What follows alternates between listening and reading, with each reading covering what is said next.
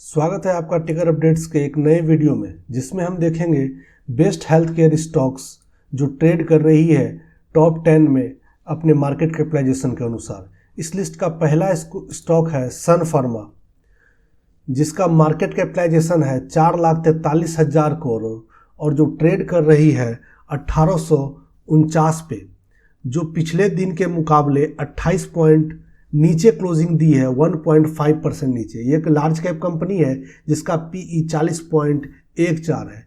बिना किसी देरी के चलिए इसके चार्ट्स की ओर चलते हैं। अगर चार्ट्स पे चले तो आप इसके सपोर्ट और रेसिस्टेंस को अपने स्क्रीन पे देख पा रहे होंगे।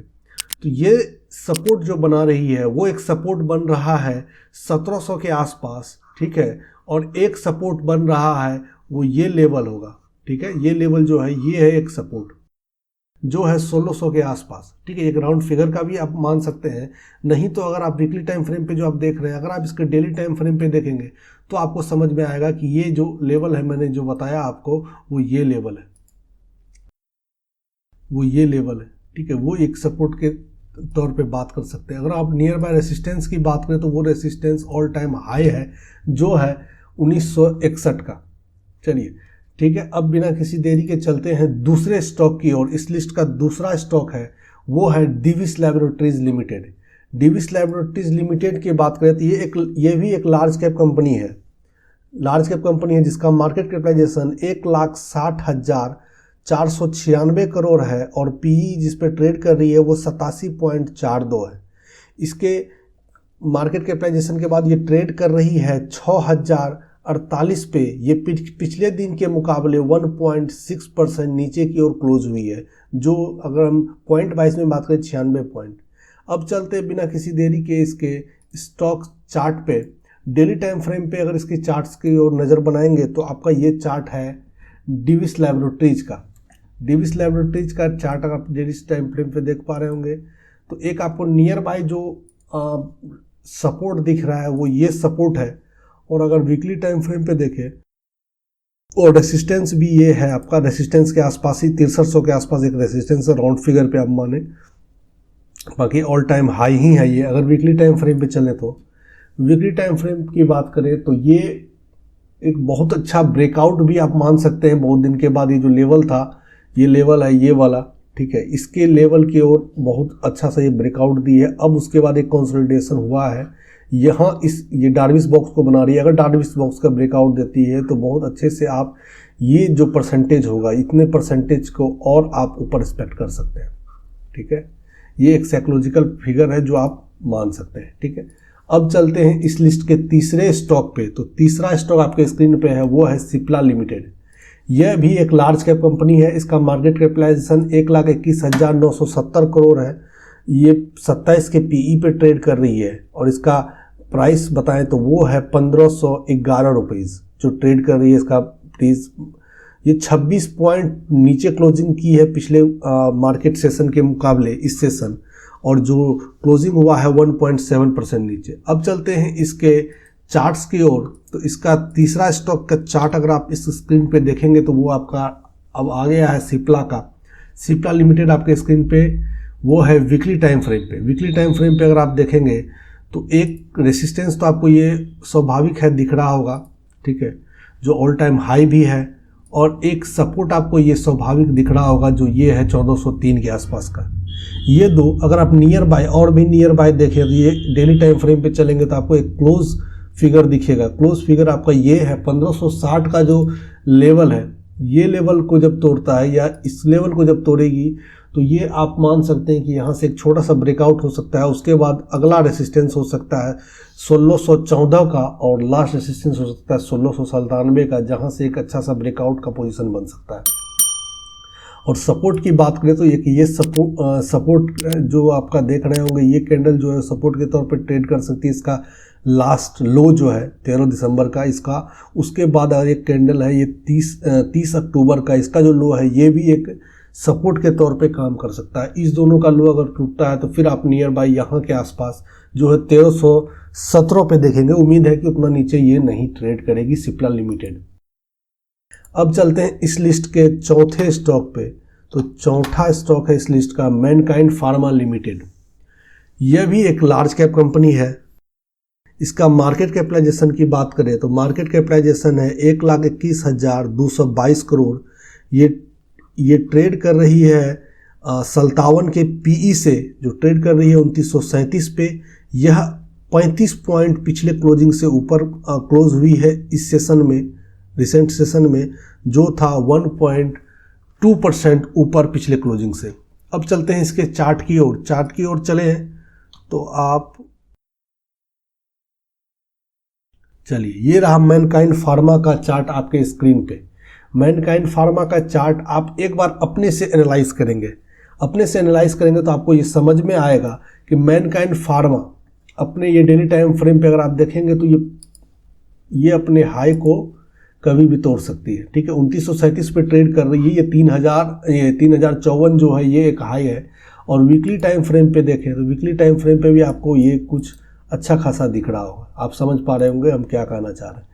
और इसकी सपोर्ट की बात करें तो ये सपोर्ट आपको 2508 पे है, और एक नियर बाय जो बोल सकते हैं आप क्लोजेस्ट सपोर्ट, वो ये फॉर्म किया है इस बार 2843.95 का।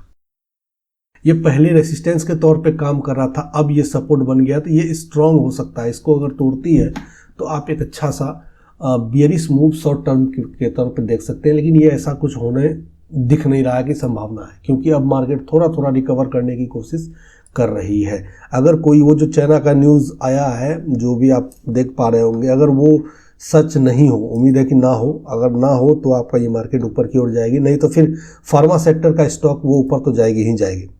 ठीक है, बाकी सब हो सकता है प्रॉब्लमेटिक हो, लेकिन फार्मा सेक्टर थोड़ा सा पॉजिटिव दिखेगा। अगर वो न्यूज़ आया तो चाइना वाला जो फिर से एक आ रहा था कि फिर से एक वायरस आ रहा है, तो वो अब क्या सच है क्या झूठ है वो आपको कल के मार्केट से समझ में आ जाएगा, मंडे के मार्केट से।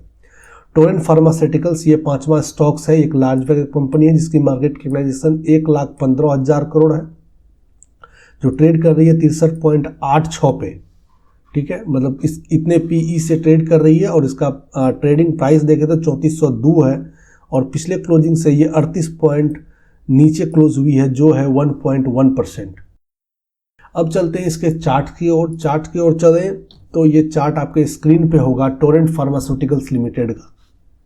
इसका अगर सपोर्ट और रेसिस्टेंस की बात करें तो नियर बाय जो रेसिस्टेंस हमको दिख रहा है वो है 3594 के आसपास।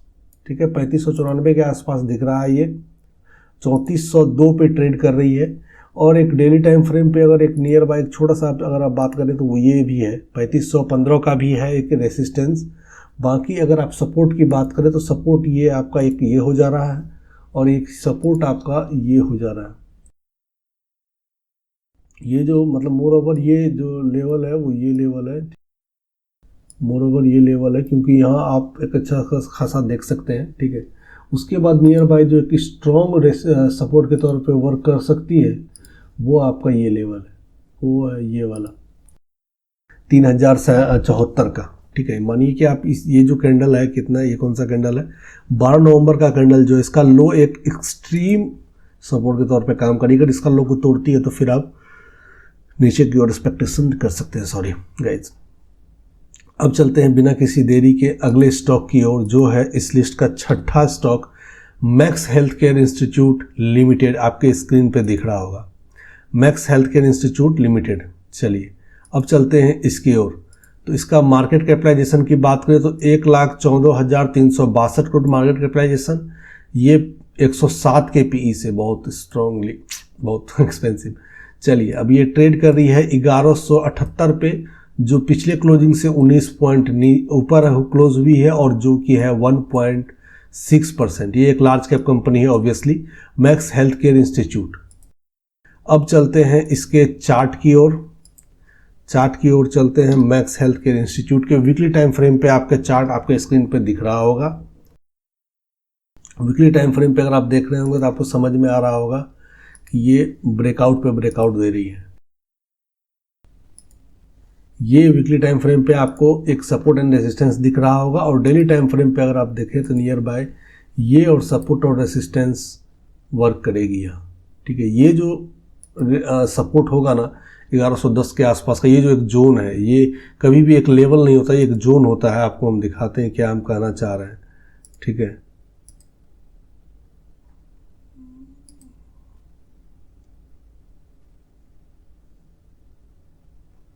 अगर आप इस चीज़ को समझ पाएंगे तो एक जोन होता है, हमेशा याद रखिएगा, और जोन में जब भी ब्रेकआउट या ब्रेकडाउन होता है तो वहाँ पे आप अपना एक पोजीशन उस हिसाब से बना सकते हैं कि जैसे कि अगर आप कहीं भी अगर आप एक लेवल ले लिए, ठीक है, ये जो एक लेवल है, ठीक है, ये जो एक लेवल है, ठीक है, ये एक जोन है, यहाँ एक जोन की ओर वर्क कर रहा है। पिछले बार अगर हम बात करें तो ये रेसिस्टेंस के तौर पे वर्क कर रहा था, अब ये सपोर्ट के तौर पे वर्क कर रहा था, एक स्ट्रॉन्ग सपोर्ट होगा, ठीक है। ये रेसिस्टेंस के तौर पे वर्क किया, यहाँ एक अब सपोर्ट के तौर पे वर्क कर रहा था, इसको तोड़ना एक अच्छा खासा जोन होगा, अगर इसको तोड़ती है तो फिर नीचे जाएगी, लेकिन उम्मीद है कि ये अच्छे से यहाँ से रिकवर कर चुकी है, ये कैंडल इसी चीज़ को बता रही है, और अच्छे से रिकवर कर जाएगी, और रिकवर करेगी तो फिर 1207 को तोड़ते हुए ऊपर की ओर जाएगी।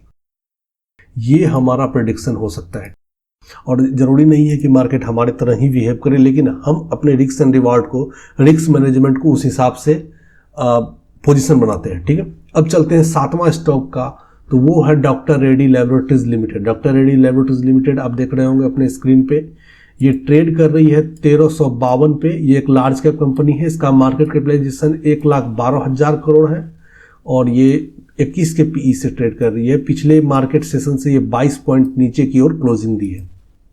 चलिए अब इसके चार्ट्स पे चलते हैं बिना किसी देरी के। चलिए चार्ट्स पे, डॉक्टर रेड्डी लैबोरेटरीज आपको चार्ट्स पे दिख रहा होगा, डेली टाइम फ्रेम पे आपके ऊपर चार्ट निकला हुआ है आपके स्क्रीन के ऊपर।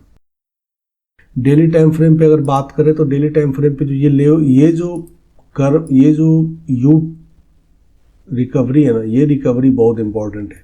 ये रिकवरी अगर दी है तो उम्मीद है कि ये अच्छा खासा ब्रेकआउट फिर से देने का चांस है इसमें, तो आप उस हिसाब से यहाँ पोजीशन बना सकते। 1421 का जो ऑल टाइम हाई है उस पर ध्यान दीजिएगा, ठीक है। वीकली टाइम फ्रेम पे चलते हैं एक बार हम लोग। 1421 का जो हाई है उस पर ध्यान रखिएगा, और अगर हम सपोर्ट की बात करें तो ये भी सपोर्ट के तौर पे वर्क करेगा 1303 का लेवल, ठीक है। 1303 का लेवल भी एक सपोर्ट के तौर पे काम करेगा, और जहाँ पे अभी क्लोजिंग हुआ है वीकली टाइम फ्रेम पे, उम्मीद है कि अगला कैंडल ग्रीन होना ही चाहिए। यहाँ पे एक ग्रीन कैंडल, अगर कल महामारी का न्यूज़ नहीं आता है तो जो कि चाइना मार्केट में दिख रहा है, ठीक है। अब चलते हैं अगले स्टॉक की ओर, तो वो है Lupin limited. Lupin limited trade कर रही है 2368 पे, 27 पॉइंट नीचे, पिछले क्लोजिंग से 1.1% नीचे है क्लोज हुआ है। ये एक लार्ज कैप कंपनी है, इसका मार्केट कैपिटलाइजेशन 1,08,000 करोड़ है, और ये ट्रेड कर रही है 41 के पीई से। अब चलते हैं इसके चार्ट्स की ओर। चार्ट्स पे बात करें तो ये है लुपिन लिमिटेड का चार्ट डेली टाइम फ्रेम पे और वीकली टाइम फ्रेम पे। ये रहा डेली टाइम फ्रेम, बहुत लुक्रेटिव लग रहा है देखने में, और daily time frame as well, ये दोनों चीज़ बहुत लुक्रेटिव है। अगर आप ध्यान से देखेंगे तो बहुत लुक्रेटिव है। आप यहाँ से पोजीशन अगर बनाने की कोशिश करेंगे तो बहुत अच्छा रहेगा आपके लिए भी, ठीक है, बहुत अच्छा रहेगा आपके लिए भी, ठीक है। यहाँ अगर इसको तोड़ती है तो आप पोजीशन से एग्जिट ले सकते हैं, मतलब यहाँ एक स्टॉप लॉस, मतलब क्या बोल सकते हैं, एक छोटा स्टॉप लॉस लेके एक बड़े टारगेट की ओर यहाँ फॉलो किया जा सकता है। आप देखिए daily time frame, weekly time frame पे भी कितना लुक्रेटिव दिख रहा है लुपिन। चलिए बिना किसी देरी के अब चलते हैं अगले स्टॉक की ओर। ये बस नॉलेजेबल पर्पस के लिए है, एज डिस्क्लेमर आप सभी को बता दूं, मेरा कोई भी वेस्टेड इंटरेस्ट इसमें नहीं है, हम नॉलेज के लिए आपको ये वीडियो बना के दे रहे हैं। अपोलो हॉस्पिटल्स इंटरप्राइजेज लिमिटेड जो ट्रेड कर रही है 7298 पे, 123 यानी 123 पॉइंट नीचे की ओर क्लोजिंग की है पिछले क्लोजिंग से। ये एक लार्ज कैप कंपनी है, इसका मार्केट कैपिटलाइजेशन 1,04,984 करोड़ है, यानी 1,05,000 करोड़ है, और इसका पीई पे जो ट्रेड कर रही है वो है 88.74 के पीई से ये ट्रेड कर रही है, अपने मार्केट में पोजीशन बनाई हुई है अच्छा खासा। चलिए अब चलते हैं 8वां स्टॉक जो आप लोगों को दिखाया उसको चार्ट पे दिखा देते हैं। तो ये भी अगर आप देखेंगे वीकली टाइम फ्रेम पे, तो वीकली टाइम फ्रेम पे बहुत अच्छा पोजीशंस बनने की संभावना है, क्योंकि ये वॉल्यूम को देखिए आप, ये वॉल्यूम देखिए कितने तारीख का वॉल्यूम है, या 4 नवंबर का वॉल्यूम है, और ये देखिए ये वीकली टाइम फ्रेम पे 6807 का। कोई बात नहीं, अब चलते हैं हम लोग डेली टाइम फ्रेम पे। देखें डेली टाइम फ्रेम पे कुछ दिख रहा है हम लोग को, हाँ दिख रहा है, कुछ ना कुछ तो दिखने की कोशिश हो रही है। ये जो लेवल है ना,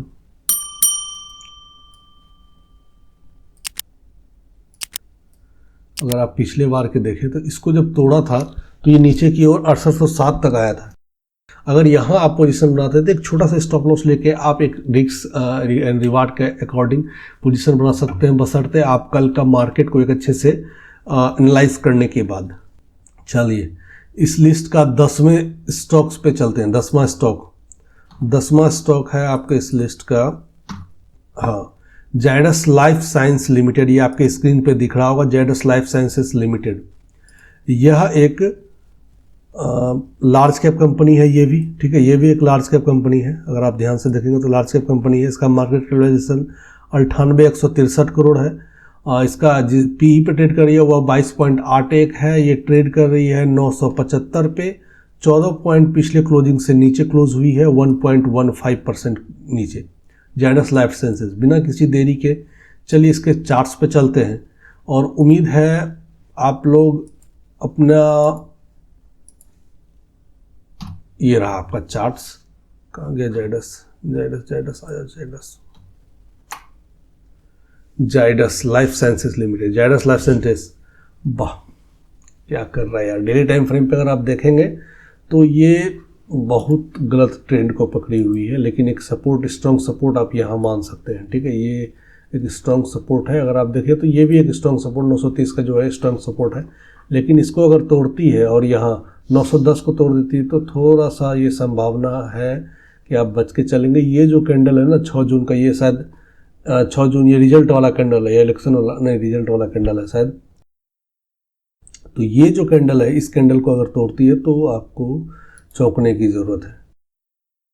चलिए ये आप देखिए वीकली टाइम फ्रेम पे, देख लिए वीकली टाइम फ्रेम पे हमने क्या कहा था, इस चीज़ को, ये 910 वाला जो कैंडल है, इसको अगर तोड़ती है तो फिर आप ज़्यादा चौकन्ना हो जाइएगा। लेकिन अगर ऊपर की ओर किसी को पोजीशन बनानी है तो थोड़ा सा 1000 के ऊपर जब आए तो आप 930 का, यानी आप एक 100 पॉइंट का 10% का अगर आप स्टॉप लॉस लेंगे तो आप वहाँ पोजीशन बना सकते हैं, ठीक है, लेकिन वो ब्रेकआउट देने के बाद। ये वो 10 स्टॉक्स था, ठीक है, जिस पे हम लोग डिस्कस किए। धन्यवाद, और उम्मीद है ये सीरीज आपको पसंद आ रही होगी और आने वाले वीडियो होंगे बेस्ट माइनिंग स्टॉक्स के बारे में, जिसमें हम टॉप माइनिंग स्टॉक्स के बारे में बात करेंगे। धन्यवाद, उम्मीद है आपको ये वीडियो पसंद आ रहा होगा। आप अपने व्यूज़ को कमेंट सेक्शन में बताएं ताकि हम भी अपने आने वाले वीडियोज़ में एक सही नॉलेज आप तक पहुंचा सकें। और कुछ भी त्रुटियां हो तो आप प्लीज़ कमेंट सेक्शन में बताएं ताकि हम अगले वीडियो में सुधार कर सकें। धन्यवाद।